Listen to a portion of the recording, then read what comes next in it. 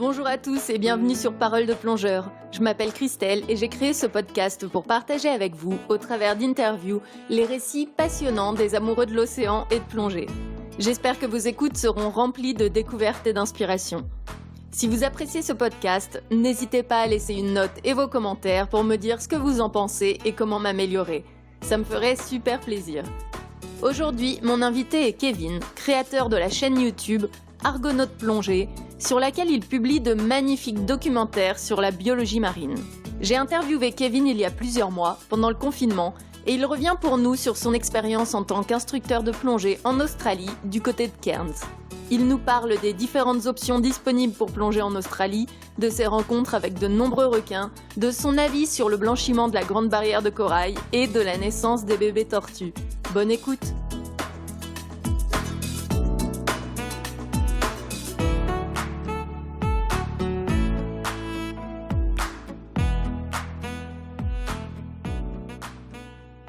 Salut Kevin, comment tu vas? Bonjour Christelle, ça va, je suis sur mon île là, et on est tous confinés, un peu comme tout le monde. J'ai rejoint le reste du monde dans mon canapé, donc on est bon, on est bien. Mais dans ton canapé aux Caraïbes, toi, c'est ça? Ouais, c'est vrai que je me pose sur mon balcon et j'essaie de guetter des baleines, c'est plutôt sympa. Alors Kevin, toi, je t'ai connu grâce à ta chaîne YouTube Argonautes Plongée, sur laquelle tu fais de super vidéos qui mêlent à la fois la biologie marine et l'humour.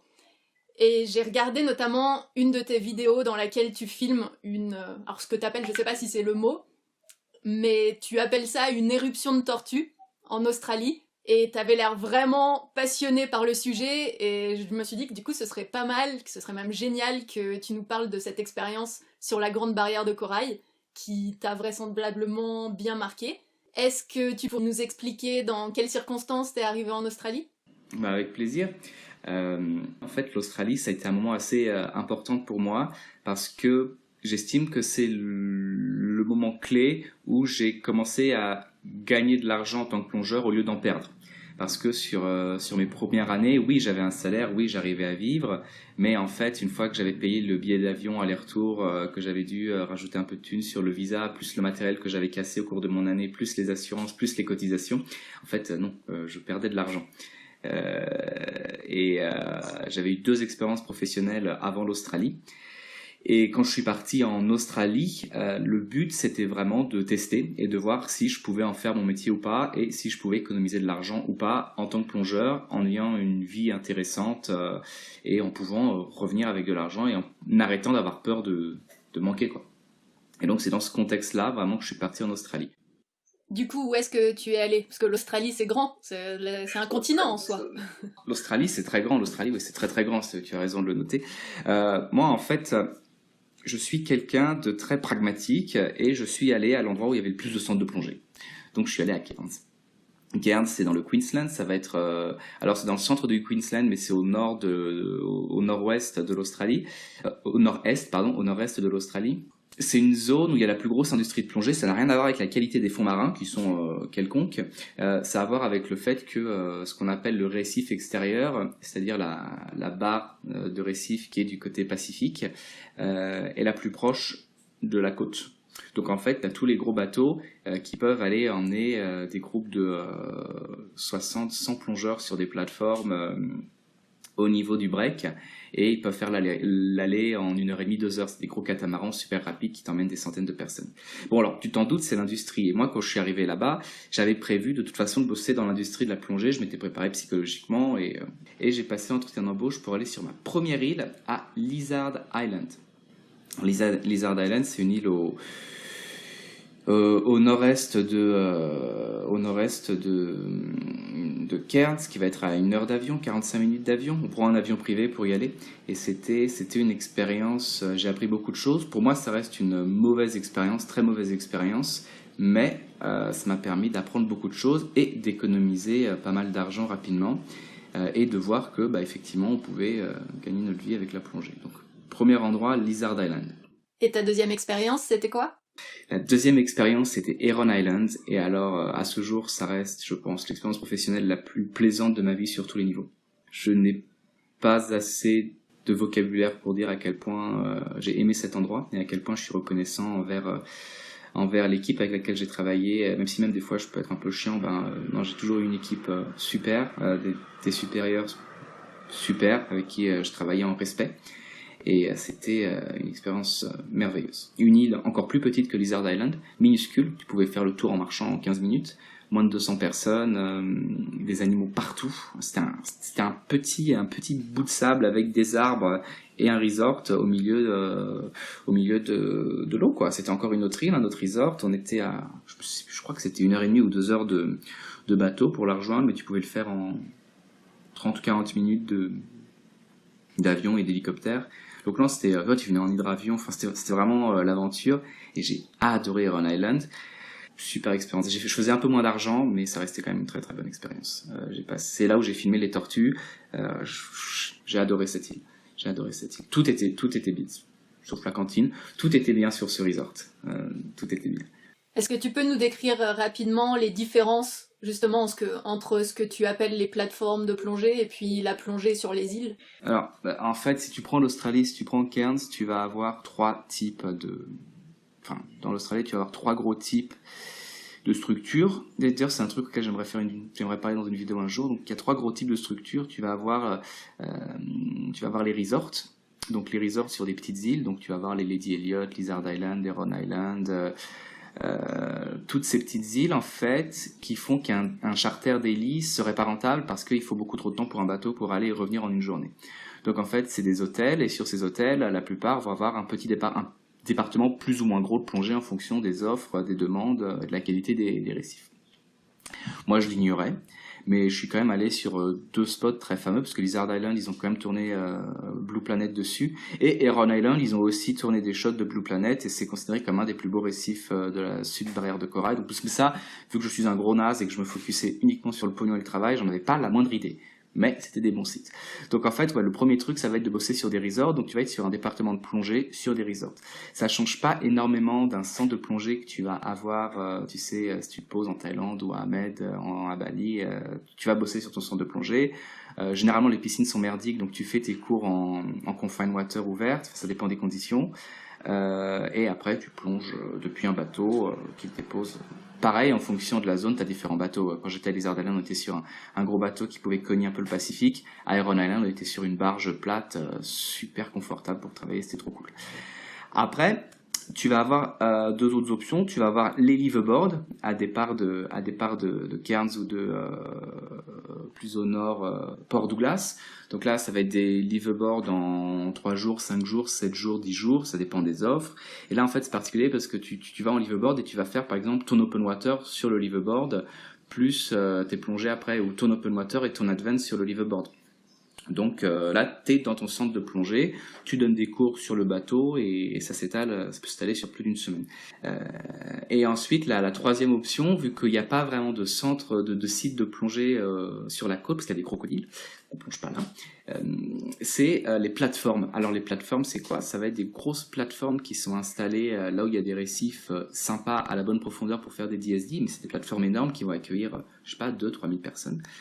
Qui accueille 2 ou 3 gros catamarans. On parle de catamarans avec des centaines de gens dedans, quoi. C'est énorme. Et donc, ces catamarans, il doit y avoir je sais pas combien de plateformes, mais chaque grosse compagnie de catamarans a 1 ou 2 plateformes. Donc ils ont leur plateforme, et sur leur plateforme ils proposent plein de trucs, ils proposent du snorkeling, en fait c'est un daily, tu pars tôt le matin, le bateau il met 1h30, 2 heures fond de balle pour rejoindre la plateforme, et là sur la plateforme les guests ils décident, alors oui ils peuvent choisir sur place, ils peuvent pré-booker à l'avance, on va faire du snorkeling, on va faire du toboggan, on va faire du jet ski, on va faire de la plongée, on va faire du snuba, on va faire chier l'instructeur. En fait, ils ont différentes options et ils mangent sur place, donc c'est un bordel pas possible. Et ils mangent, ils plongent et puis ils reviennent en fin de journée. Donc en fait je trouve que c'est très agréable si tu veux vivre de la plongée, mais avoir quand même un train de vie normal avec des horaires de bureau. Tu rentres chez toi, il est 5 heures du soir, 6 heures du soir. Et tu peux avoir une vie normale tout en étant plongeur, mais t'es bien payé, t'as ton appart, t'as une vie normale, mais t'es plongeur. Donc c'est le gros avantage, selon moi, d'un point de vue industrie, d'un point de vue plongeur, de bosser pour ces genres de gros charters, de grosses plateformes. Mais c'est des énormes bateaux, on est sur des énormes catamarans qui bourrent à fond pour faire l'aller-retour en une heure et demie jusqu'à la plateforme. Est-ce que tu peux nous parler, toi, de la plongée que tu as connue sur ces deux îles? Nous décrire un peu quel type de plongée tu faisais, la faune, la flore, ton boulot, en quoi il consistait, les clients, la saison de plongée? Moi, j'ai bossé dans deux endroits relativement différents, vu que j'ai bossé à Lizard Island, qui est considéré comme le resort le plus huppé de toute l'Australie, qui coûte entre 4 et 6 000 $ la nuit. Et j'ai bossé à Heron Island, qui eux ont une approche un peu plus familiale. Enfin, ça reste quand même très cher, mais ça reste plus abordable. Heron Island, ça va plus être middle class haute, tu vois. Et Lizard Island, c'est super riche. En premier à Lizard Island, on était sur l'avantage de Lizard Island, c'est que c'est une île qui est assez éloignée de la côte, et donc on n'est pas trop loin de ce qu'on appelle le récif extérieur. Il faut vraiment voir la grande barrière de corail et la mer de corail comme une piscine géante. C'est une piscine géante. La profondeur max c'est 50 mètres, la profondeur moyenne c'est entre 20 et 30 mètres. Donc c'est une grosse piscine.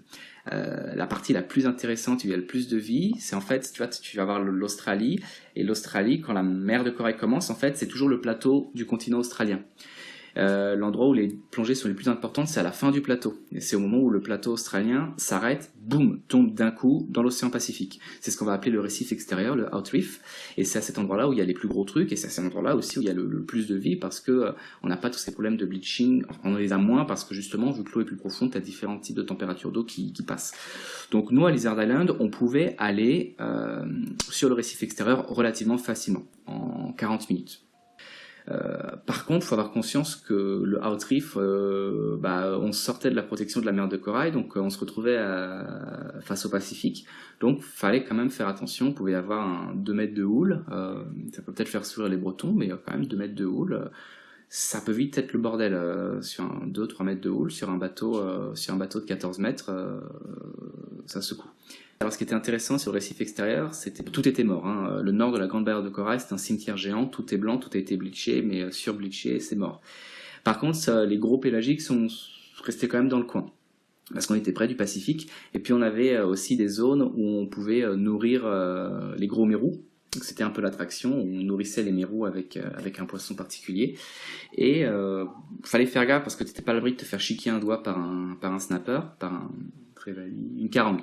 Tu avais les grosses carangues de temps en temps qui voulaient fallait faire gaffe aux carangues, mais on nourrissait les mérous, et c'était quand même un gros mérou patate, ça fait un bon 1,50 m. Donc en fait, la première plongée consistait à nourrir les mérous, et la deuxième plongée, on allait sur le site qui était le plus sympa. On avait quand même 2-3 sites très cool, mais en général, le récif avait quand même pas mal morflé. Après, on retrouvait quand même quelques jeunes colonies. Donc le récif avait morflé, mais il y avait quand même une certaine résiliation, et les nouvelles colonies commençaient déjà à revenir malgré le gros bleach et l'effet El Niño il y a de ça quelques années.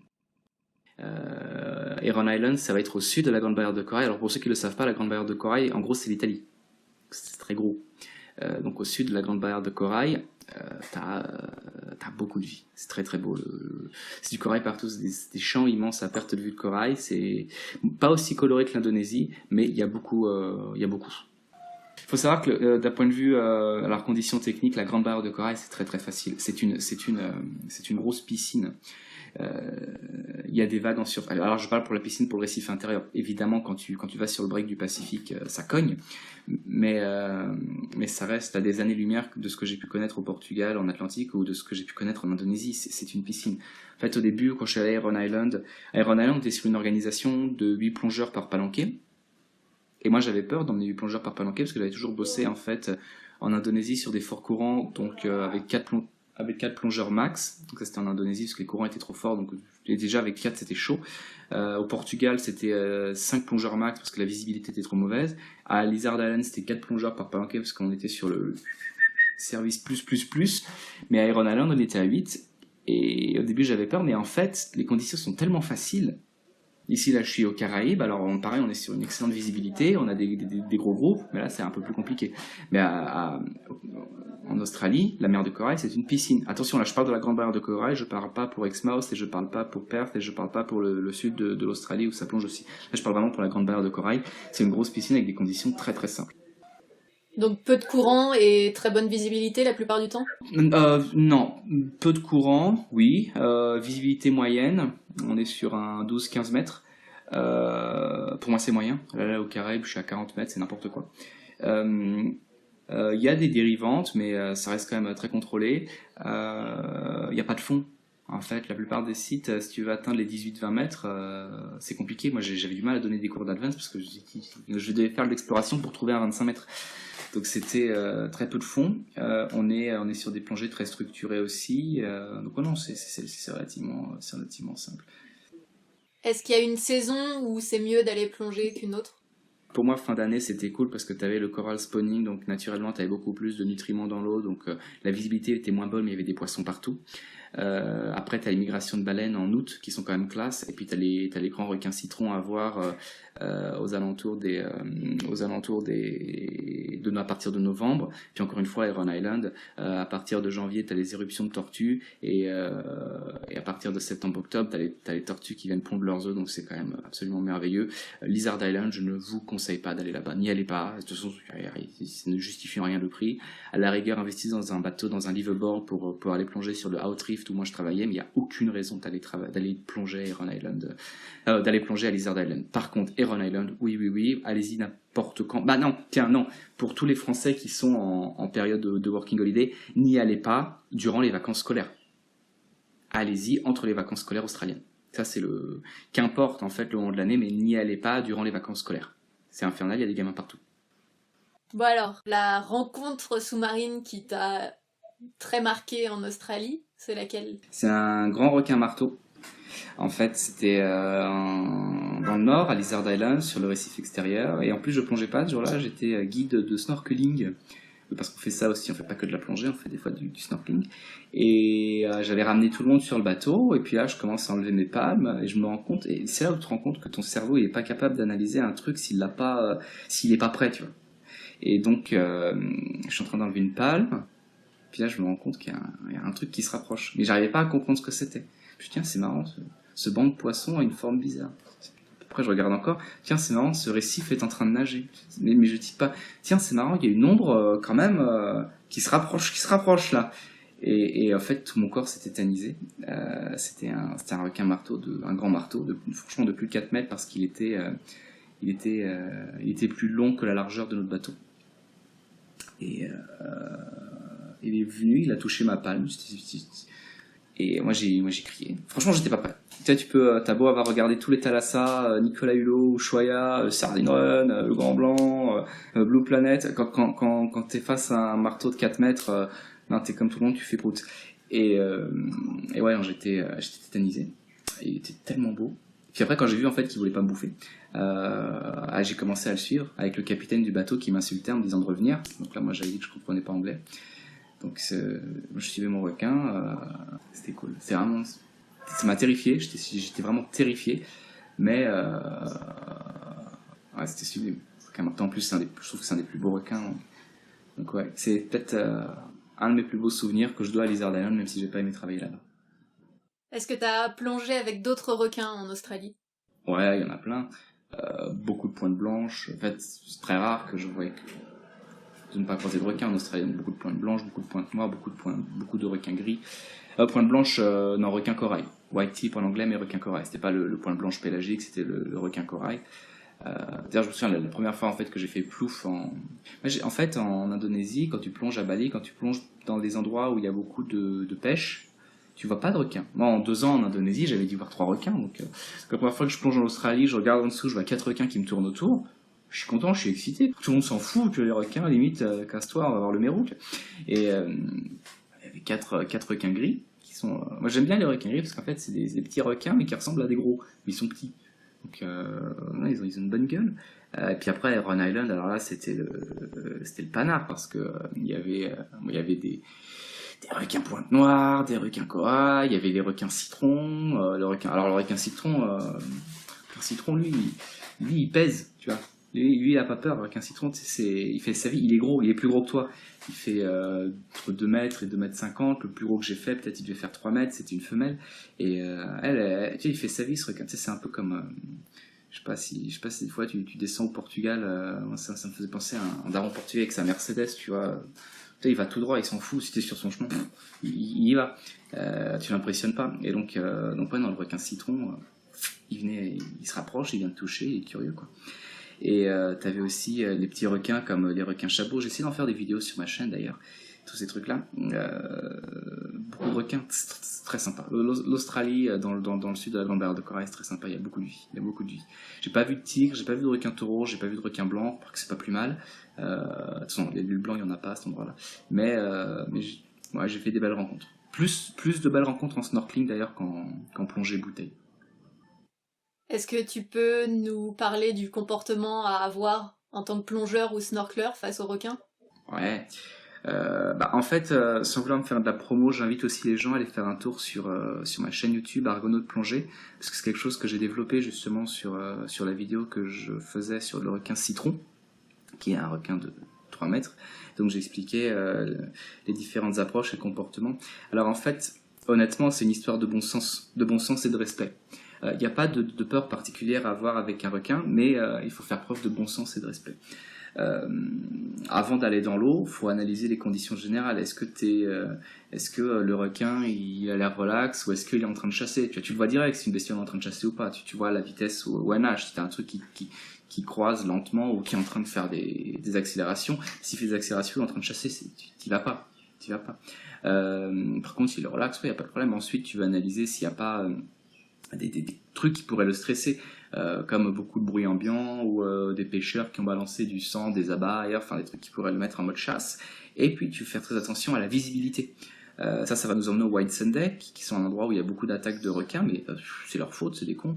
En fait, la visibilité fait toute la différence. Si tu peux pas voir le requin, mais tu sais qu'il y a un requin, mais lui il peut pas te voir non plus. Donc il y a des accidents qui peuvent arriver à cause de ça. À partir du moment où le requin il te voit, ça va. Une fois que tu vas être dans l'eau, l'attitude à adopter, pareil, ça va être du respect.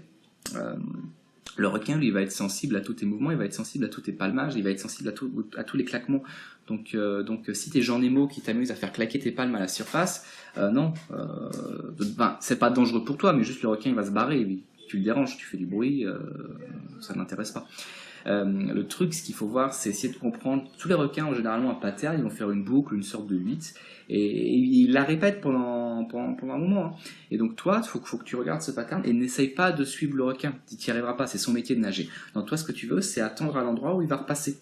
Et en fait, le requin, il passera à chaque fois un peu plus près, parce qu'il est curieux. Donc il va repasser, et au deuxième passage, il repassera plus près. Et au troisième passage, il repassera plus près. Et au quatrième passage, puis au bout d'une demi-heure, il passe très très près. Plus les requins vont être gros, et plus ils vont passer près. Donc c'est cool. C'est cool, ils auront moins peur. Voilà, le comportement est le plus respectueux possible. Bien sûr, on ne touche pas, et on ne suit pas un requin. On le laisse venir tranquillou. Et si à un moment, tu as l'impression que son attitude change, écoute, tu sors de l'eau, normalement, lentement, tranquillement. Qu'est-ce qui va te montrer, qu'est-ce qui va changer au niveau de l'attitude? Déjà, si tu commences à voir ses dents, ça c'est pas bon. Au niveau de...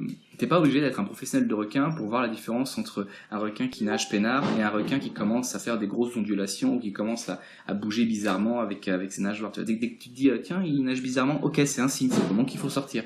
Ce genre de trucs. Et puis même avant tout ça, je suis désolé, il fout le bordel dehors. Avant tout ça, le b.a.-ba, c'est de se renseigner. Tu vas voir les personnes en charge, tu demandes est-ce qu'on peut aller là, quels sont les contextes, les conditions. Moi, ça faisait partie de mon taf, d'informer les gens sur ce qu'ils pouvaient faire et pas faire, à quel moment ils pouvaient y aller ou pas y aller pour voir tel ou tel type de requin. Donc voilà, c'est du bon sens, c'est du bon sens et il n'y a pas de danger particulier. Alors, je me pose une question, parce que sur ta chaîne Argonautes Plongée, et dans ta vidéo sur laquelle tu filmes les éruptions de tortues, tu expliques que tu passes des heures, que tu passes toutes tes soirées sur la plage à observer les tortues, à vouloir observer des éruptions de tortues, à même voir les tortues lorsqu'elles vont pondre. Mais si toi, tu pouvais avoir accès à ces plages-là, ça veut dire que tous les touristes aussi avaient accès à cette plage. Est-ce que ça posait pas problème? Est-ce qu'elles étaient pas dérangées, les tortues? Pour Heron Island, il y avait des gens, mais les tortues n'étaient pas dérangées parce que je peux te dire que quand tu avais une go Instagrammeuse qui s'amenait pour se prendre un selfie à côté d'une tortue qui était venue pondre, mais elle se faisait insulter. En plus, l'Australien a un langage fleuri, hein. Donc, non, les Australiens qui venaient étaient très très respectueux. T'étais jamais à l'abri qu'il y ait un ou une génie qui vienne prendre sa photo à côté de la tortue, mais c'était un flot d'insultes pendant 15 minutes et les gens ne le faisaient qu'une fois. En plus, tu avais des volontaires qui étaient assez agressifs, ce qui était bien. Et donc, non, c'était très très respecté, c'était très bien organisé. Faut savoir qu'en Australie, quand même, on est sur des pays. En fait, les gens ne respectent rien à partir du moment où il n'y a pas de règles. Mais si tu mets des règles, alors ils respectent les règles. C'est assez bizarre pour nous Français. Et donc, ils sont très procéduriers et ils respectaient les règles. Tous les gens qui rentraient sur l'île étaient briefés. Il y avait une demi-journée d'orientation où ils étaient briefés sur l'attitude à adopter avec les tortues, l'attitude à adopter avec les mouettes, là tu peux leur jeter des cailloux, ça va, l'attitude à adopter avec les bébés tortues, etc. Et donc il y avait beaucoup de respect. Et en plus les tortues elles venaient pondre la nuit, donc fallait vraiment chercher pour les voir en fait. En plus, le resort n'était que d'un côté, et donc toute la partie plage, il n'y avait aucun... les zones où les tortues pouvaient venir pondre, c'était assez bien pensé parce que il n'y avait pas de pollution lumineuse. Donc les tortues venaient. Le resort avait été construit du côté où les tortues ne seraient pas venues pondre de toute façon, parce qu'il y avait trop de cailloux. Et non, les tortues elles venaient. Franchement, il y avait beaucoup de tortues. Et il n'y avait pas d'impact, du tout. Les gens respectaient beaucoup les tortues. De manière générale, la protection de l'environnement en Australie, t'as trouvé ça plutôt assez développé? Ils ont beaucoup de structures, ils ont beaucoup de labos de recherche, beaucoup de centres de recherche, ils ont beaucoup de moyens. Donc, en fait, c'est jamais assez. Tu vois. Moi, j'ai envie de te dire, j'ai trouvé beaucoup très développé, oui, mais pas assez. Tu vois. Parce qu'il y a quand même de la pêche, il y a quand même des zones de pêche, il y a quand même des requins qui se font buter. Donc, oui, mais pas assez. Mais oui, c'est quand même bien foutu, quoi. Ils ont des grosses structures. Malgré ça, on entend quand même beaucoup parler du blanchiment de la barrière de corail.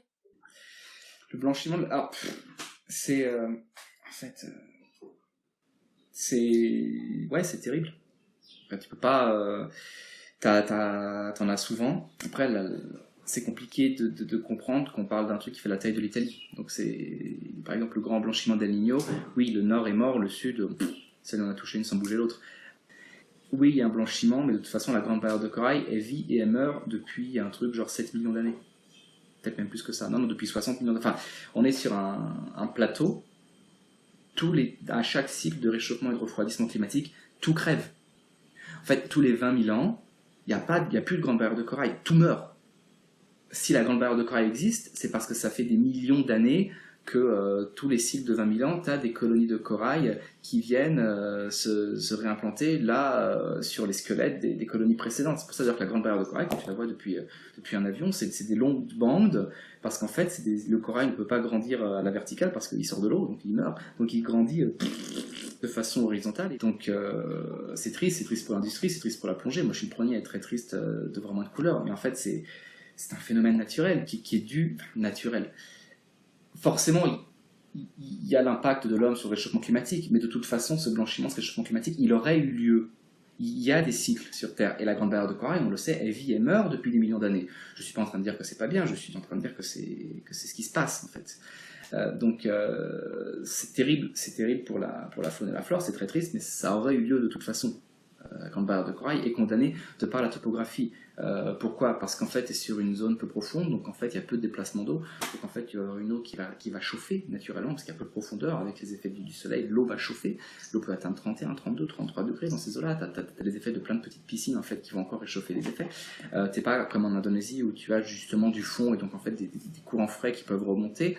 C'est pour ça, par exemple, que le front Pacifique est moins impacté, parce que justement, le front Pacifique reçoit l'eau froide du Pacifique. Donc c'est terrible, mais on ne peut pas y faire grand-chose. Enfin, je ne suis absolument pas en train de dire que le réchauffement climatique n'existe pas. Il existe, pour moi c'est un fait avéré, mais il aurait eu lieu d'une autre façon, en fait. Parce qu'il a lieu depuis des millions d'années. Là, en fait, où je trouve qu'il y a un manque de culture, c'est si la barrière de corail est vie et meurt, et vie et meurt, et vie et meurt depuis des millions d'années, c'est parce qu'il y a suffisamment de biodiversité pour ramener la vie une fois que c'est mort. Et là où il y a un vrai problème sur nos océans à tous les niveaux, y compris en Australie, peut-être un peu moins en Australie, mais quand même, c'est que on a fait des dizaines d'années que la biodiversité est en chute libre partout. Et le drame qui se posera avec la grande barrière de corail, c'est est-ce qu'il y aura suffisamment de biodiversité pour permettre aux récifs de se régénérer et de revenir après des périodes de blanchiment, quoi. C'est plus ça en fait le drame. S'il n'y a pas assez de biodiversité, bah, effectivement la machine ne redémarre pas. Et donc c'est plus la surpêche, c'est plus les exploitations agricoles qui balancent trop de nitrates, qui créent des zones mortes.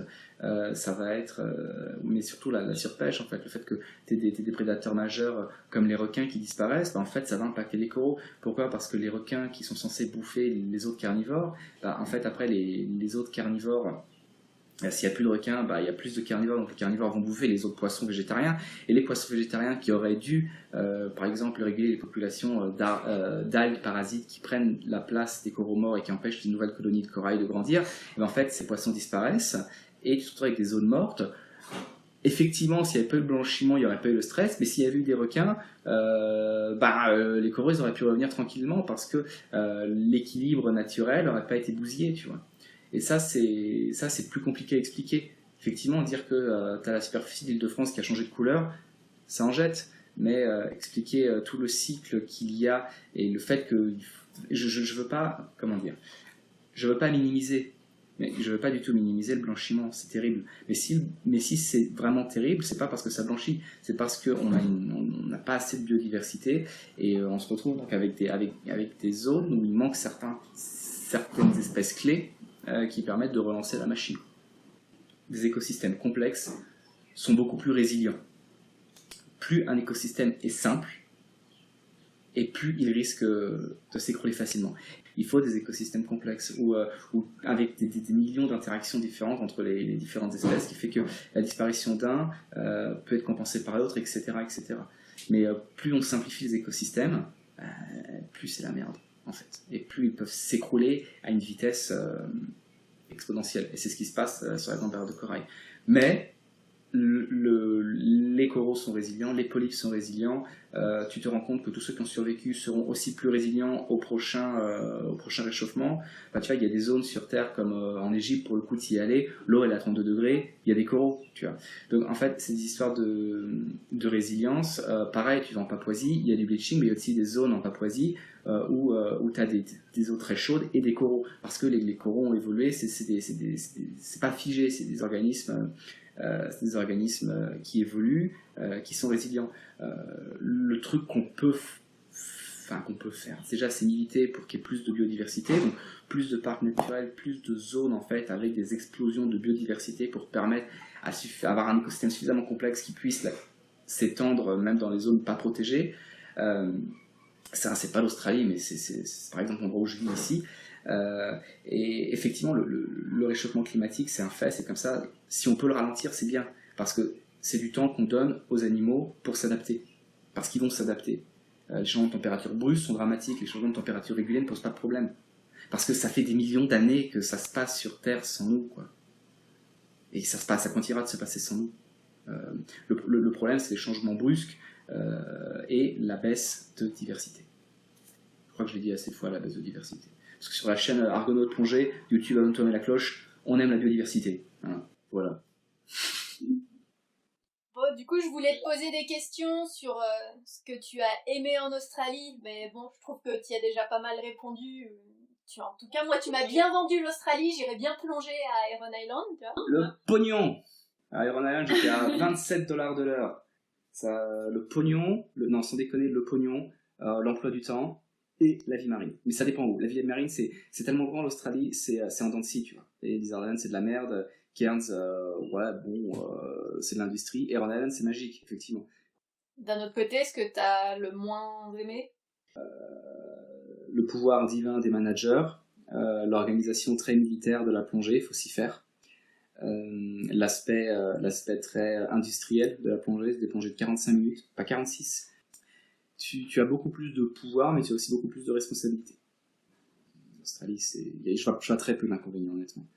Eh ben merci beaucoup. Je t'en prie.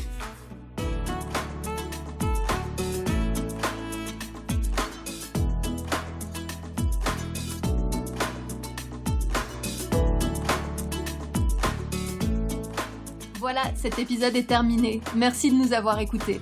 Pour ne rater aucun épisode, abonnez-vous au podcast et surtout, dites-moi ce que vous en pensez. C'est ce qui va finalement m'aider à améliorer mes interviews. Vous pouvez aussi trouver des photos de mes invités et des informations utiles sur le podcast, sur la page Facebook Paroles de Plongeur et sur le site internet www.paroledeplongeur.com. Si vous avez une histoire à me raconter, que votre parcours peut inspirer les autres ou que vous souhaitez aborder un sujet en particulier, contactez-moi à info@paroledeplongeur.com. Un grand merci à Frédéric Brault pour l'aide qu'il m'apporte pour la réalisation de ce podcast. Et merci également à Sacha Ende qui a composé la musique que vous entendez. À très bientôt!